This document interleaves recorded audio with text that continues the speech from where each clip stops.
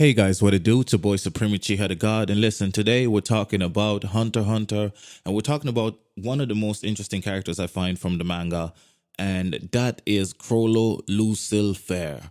Now, Chrollo is the leader of the infamous Phantom Troop. Throughout the manga, Chrollo plays a pivotal role not only as a formidable antagonist, but also as a deeply nuanced character whose motivations and beliefs set him apart from typical villains. His leadership of the Phantom Troop, his mysterious childhood, and the moral ambiguity that surrounds him create a character that is as fascinating as he is dangerous. Now, we do know a bit about his childhood, but we don't know, there's like massive gaps missing, right? That like where he goes from almost like a peaceful, loving child into a murdering machine, revenge filled with rage. It's crazy, but the Phantom Troop, or the Spider, are a group of elite criminals from Meteor City, each marked by their individual skills. They engage in mass murder, theft, and other nefarious activities with chilling efficiency. Chrollo is obviously the head of the criminal organization, symbolized by the spider tattoo and the number 0 that designates his rank as the leader. Now, despite the troop's ruthlessness, Chrollo's leadership is actually not based on brute force or dominance necessarily, but rather on charisma, intelligence, and a strong sense of belonging amongst his members. The other members, while incredibly powerful and independent, they all really respect Chrollo and follow his orders without question. His presence binds them together, and his calm and rational demeanor stands in stark contrast to the violent nature of the work. This contrast is one of the factors that makes him such an intriguing figure. Chrollo's control over the troop lies not just in strength, but in his ability to inspire loyalty and purpose in those around him.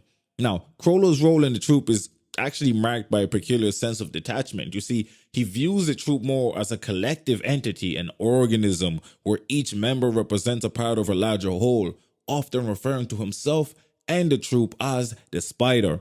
Now, this symbolism reinforces the idea that Chrollo's personal desires and identity are secondary to the collective purpose of the troop. Sorry for the little mic pop there. I moved the pop filter, my bad. Yet, despite his impersonal approach to leadership, there are moments when Chrollo shows genuine care for his comrades, such as his deep grief following Uvogin's death. This blend, now, sorry for pronunciations. I'm a manga only, so like my pronunciations are just mine. You know what I'm saying? This blend of detachment and loyalty make him both unpredictable and deeply human. Chrollo's origins trace back to Meteor City. Most of the Phantom Troop are also from there, a lawless wasteland filled with discarded people and society's rejects. And it's kind of like there's a metacritic throughout the manga about those that are disfranchised and how they react and choose to react to a certain situation and how that kind of impacts the world around them and their own world as well. So the exact details of Chrollo's childhood remain shrouded in mystery, but it is clear that the harsh environment of Meteor City played a pivotal role in shaping his worldview. Meteor is a place where no records exist of its inhabitants, and its people are essentially invisible to the world. This sense of being overlooked and forgotten becomes central to Chrollo's identity and that of the troop. He's not motivated by wealth, power, or personal glory, but a desire to exist meaningfully in a world that would otherwise ignore them. You see, the background explains the troop's collective philosophy of revenge against the world, because a friend of theirs got taken. I don't know what type of stuff got done to that kid, and they saw that. And it's strange because they also do similar things in hopes to find those that did it. They became the very monsters that they seek. And Chrollo is the reason why. You see, the Phantom Troop operates with the mantra, "We are not something to be left behind," which stems from their upbringing in Meteor City. Chrollo's leadership is in many ways a manifestation of his desire to assert the existence of the forgotten and discarded into the world. He may not express hatred overtly, but his actions, such as orchestrating massacres, demonstrates a need to violently carve a place for himself and his comrades in the world. And to find, they did find what happened, but we're never told what happened. Right? We never really told the details. Like, did they find the exact person that did it? And what did they do to them? We just know that they continue to operate like the very people that took their friend. It's such a strange and intriguing thing, and it's one of the key mysteries of the manga that we want to figure out. It's one of the key mysteries of Chrollo and the Phantom Troop in general. It's like, why do they follow him when he does the very same thing that they seek revenge upon? Doesn't that intrigue you? It seems like his tragedy, the tragedy of his character, lies in the fact that while he seeks meaning, he does so through destruction and death, perpetuating a cycle of violence that reflects his world of origin. What makes Chrollo an especially captivating antagonist is his complexity and moral ambiguity. Like, you don't really know what he's thinking, why he's thinking it, but we know that he plans many, many, many steps ahead. So we know that there is some kind of cognitive understanding of what he's doing and why he's doing it, why the troops believe in him so wholeheartedly. Because to himself, he says even if he dies, he can just be replaced. He doesn't care. But the troops refuse for him to be replaced. They'd rather all die and keep him alive. So what is his goal? What is his true nature? Now, unlike many villains in shonen manga who seek domination or power for selfish reasons, Chrollo does not fit neatly into these categories. He's a calm, collected, and philosophical, often contemplating the nature of life, death, and existence. For example, in York New City, he engages in deep conversations with Neon Nostrada's bodyguards about fate and human purpose, revealing his intellectual side. And we know that Chrollo is very smart. You know what I'm saying? He comes up with the most elaborate, crazy plans of all time. Even his fight against Hisoka is proof of how sensational his thinking is.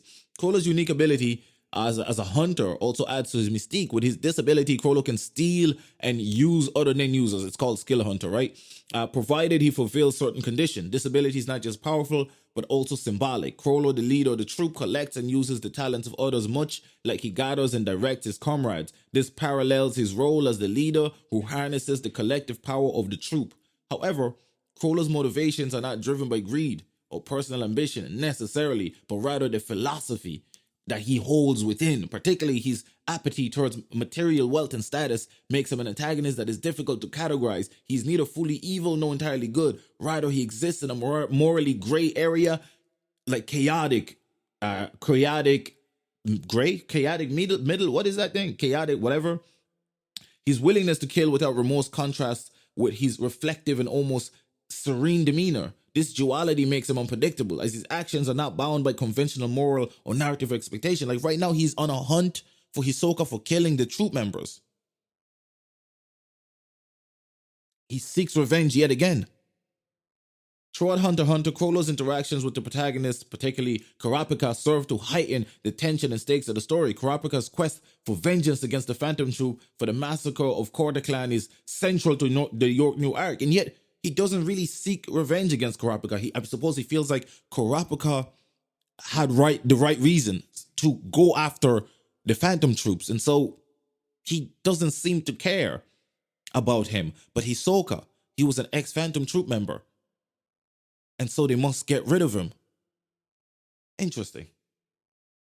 And Chrollo serves as a direct antagonist and symbolic representation of Kurapika's internal struggles, the cat and mouse game between Kurapika and the troop, culminating in Chrollo being temporarily sealed away from using his nen, showcases both Chrollo's cunning and the deep emotional resonance of his presence in the narrative. Chrollo's return in the Succession War arc further demonstrates his importance in the larger world of Hunter x Hunter. His battles with Hisoka highlight his tactical genius and the depth of his abilities. Unlike many characters, Chrollo approaches fights with a methodical, almost artistic mindset, using strategy over brute strength. Hisoka's eventual defeat at Chrollo's hand showcases just how lethal and calculating Chrollo can be when fully utilizing his stolen powers.